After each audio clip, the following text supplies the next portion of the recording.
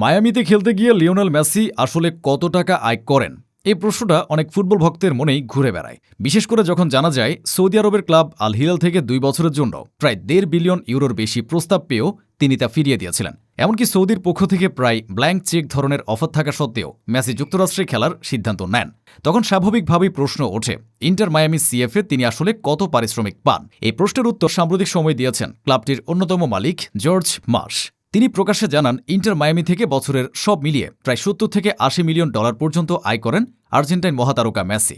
তবে এ অঙ্ক শুধু তার বেতনের মধ্যে সীমাবদ্ধ নয়, এর মধ্যে ক্লাবের মালিকানার অংশ থেকে পাওয়া আয়ও যুক্ত রয়েছে। জর্জ মার্শের মতে, এত বড় তারকা দলে রাখতে গেলে ক্লাবের আয়ও সেই অনুযায়ী বাড়াতে হয়। তাই স্পন্সরশিপ ও বাণিজ্যিক কার্যক্রম বৃদ্ধি করা তাদের জন্য খুবই গুরুত্বপূর্ণ। সে লক্ষ্যে সম্প্রতি একটি বড় চুক্তি করেছে মায়ামি। ব্রাজিলের একটি আর্থিক সেবা প্রতিষ্ঠানের সঙ্গে সমঝোতার মাধ্যমে মায়ামি আন্তর্জাতিক বিমানবন্দরের কাছে নির্মাণাধীন নতুন স্টেডিয়ামের নামকরণের অধিকার দেওয়া হয়েছে ওই প্রতিষ্ঠানটিকে। এদিকে ক্লাবটির ব্যবসায়িক কার্যক্রমের প্রধান জেভিয়ার আসেনসি জানান, মেসিকে দলে আনার সম্ভাবনা সামনে রেখে অনেক আগ থেকে পরিকল্পনা শুরু করেছিল ইন্টার মায়ামি। 8 বারের ব্যালন ডিওর জয়ী এই তারকাকে ঘিরে তাদের দীর্ঘমেয়াদী প্রস্তুতি ছিল। জর্জ মার্শও এই কথা উল্লেখ করে বলেন, বিশ্বমানের ফুটবলারদের পারিশ্রমিক স্বাভাবিকভাবেই অনেক বেশি হয়, তাই এমন খেলোয়াড়কে ধরে রাখতে ক্লাবেরও বিশ্বমানের স্পন্সর দরকার হয়। তার ভাষায়, আমি মেসিকে বছরে মোটামুটি 70 থেকে 80 মিলিয়ন ডলার দেই এবং সে প্রতিটি ডলারেরই প্রাপ্য।